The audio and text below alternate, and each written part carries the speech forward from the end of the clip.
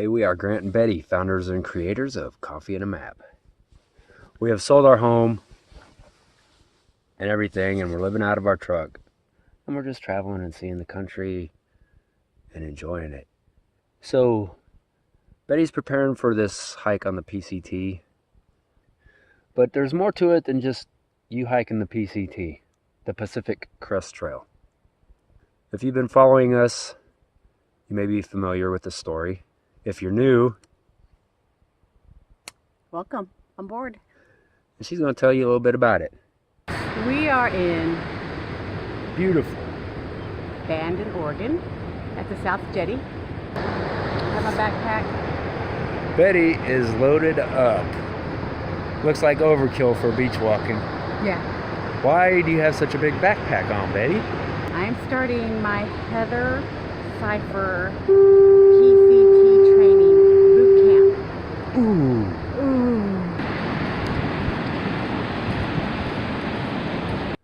But there's more. There's always more.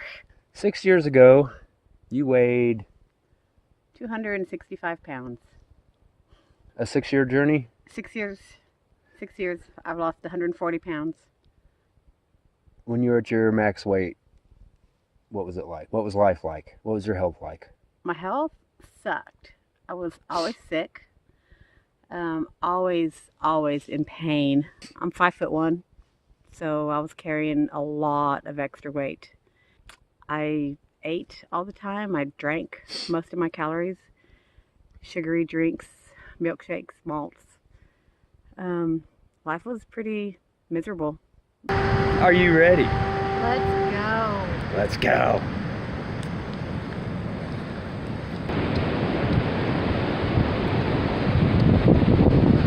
I decided I needed to make a change and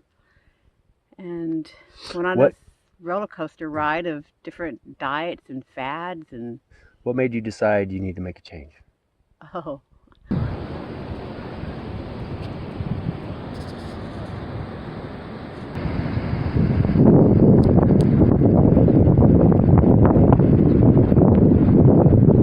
Well, I've always been a caregiver. I've worked nursing homes, hospitals, hospice, home health, and I was taking care of a hospice lady once, and I was on my knees helping her get dressed, putting her shoes and socks on, and little bitty lady, 90 pounds, 90 years old, and I couldn't get up off the floor, and she had to help me up, and I was mortified because I was there to help her, not the other way around. And so I decided that was literally the straw that broke the camel's back, and I decided I needed to make changes. I needed to be healthy so I could take care of people better. And during that journey of trying to do that, I guess I didn't decide, I had a mind shift, and it became taking care of me. I was important too.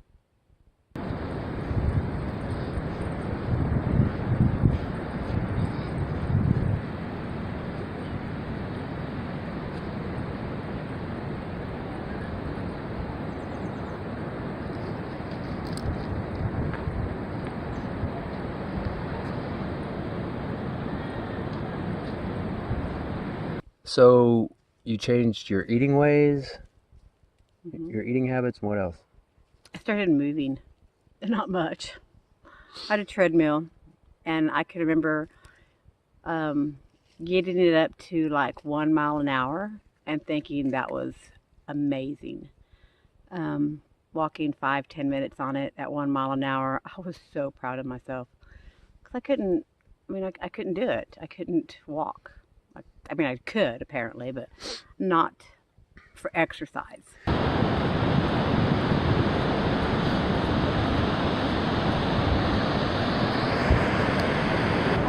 like that. Are you flipping it? I am. Oh, look what we found.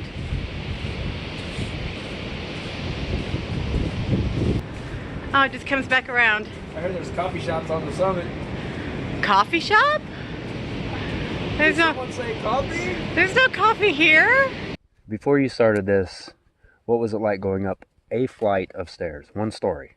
Oh, it didn't happen. It, no, I would avoid it. I physically couldn't do it. I would take an elevator, or I would just find, well, I guess I'm not going there. And if I did have to, it took me forever. I would take a few steps and stop and rest, and take a few steps and stop and rest. And it was painful. It hurt my joints, it hurt my knees, it hurt my back, it hurt my lungs. It just hurt.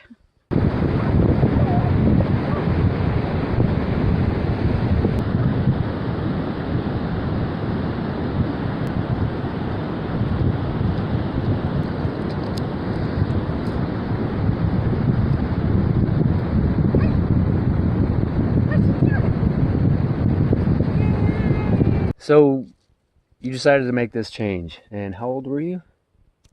41, I think. Okay, I know you're never supposed to ask a woman her age. I already know it. You all need to know it. How old are you, Betty? I'm 25. I'm 48. And I feel better now than I did in my 20s.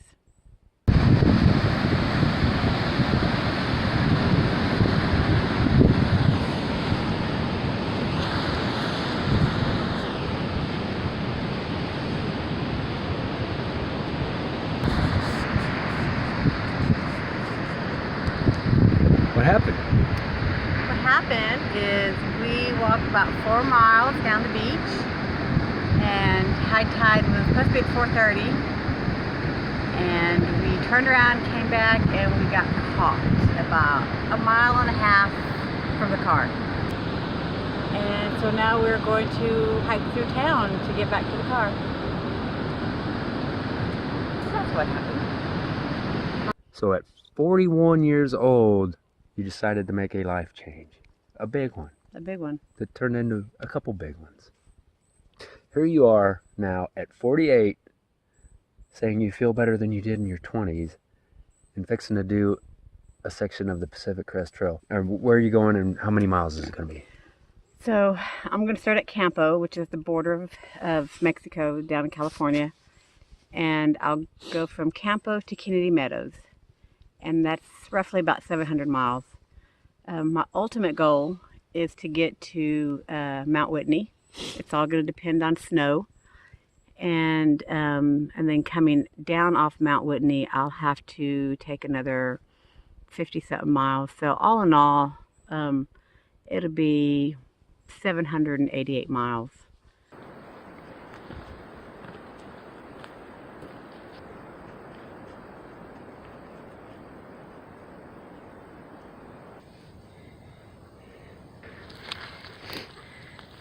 So we're coming up this hill, and I think it's all uphill. And when we started off, it was pretty chilly this morning, so I had all my layers on, my capelline bottoms, my jacket, and working hard at going up these hills. Electrolytes. What got you into hiking and backpacking? If it was that much of a struggle to go up a flight of stairs, and now you're fixing to hike over 700 miles, almost 800 miles, how did that happen? During my weight loss, I went to the gym, had a trainer. I don't want to say I hated the gym. I didn't like it. Because my trainer made me do cardio, and I hate walking on a treadmill and riding a bike because, you know, you're not going anywhere. So I started lifting weights, just moving, doing stuff.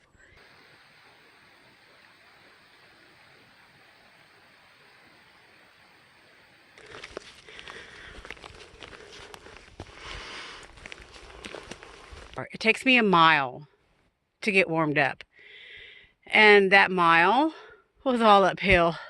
When Grant and I met, he said he liked to bike ride, and I hadn't been on a bike since I was a kid, 12, 13. If you can find a bike for me for under $100, and I'll buy it.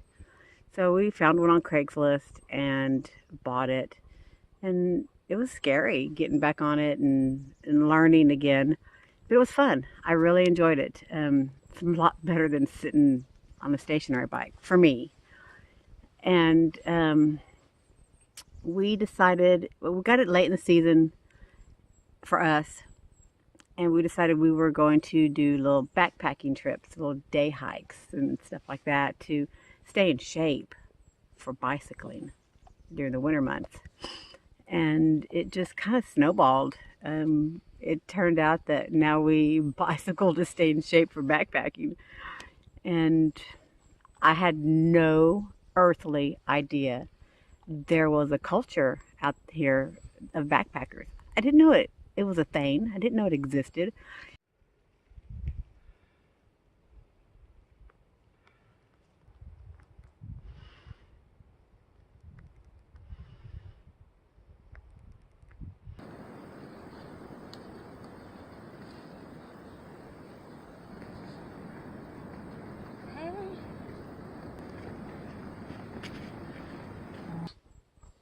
It was a fluke, and now it's a passion. What would you say somebody watching this video for the first time and saying, well, that's great for you, you know, but I've got this or this, or I can't do this. So give us some words of advice and inspiration so we can get out here before darks comes in. You know, you always have an excuse not to do something. And I know because I had them. I had excuses out the yin yang. But the bottom line is how much do you want to change and how much do you want to be healthy? How much do you want to see your kids grow up or your grandkids grow up or be at somebody's wedding or graduation? How much do you want that? And nobody can help you. Nobody can make you. Nobody can change your mind. It has to all be from within, and you have to really want to do this and take baby steps. So you have to just dig deep and think about what you want, what you really want, because it's not easy. It's not easy at all. But the desire to want to be healthy has to be greater than the desire to want that bowl of ice cream. And ice cream's really good. So that desire really has to be there. And it's hard. You'll fail day and day and day and day after day. But you'll just get up and start over again. Wow, what are we doing? Wow, what are we doing? Yes, she didn't hear me.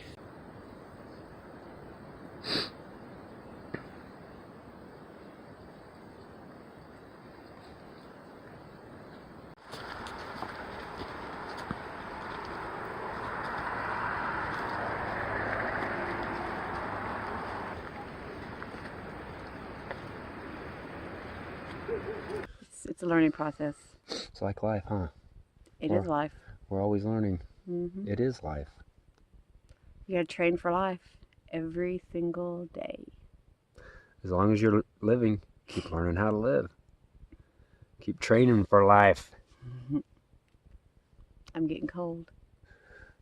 Yep, and It's won't be getting dark dark before too long up here. We got a couple miles back.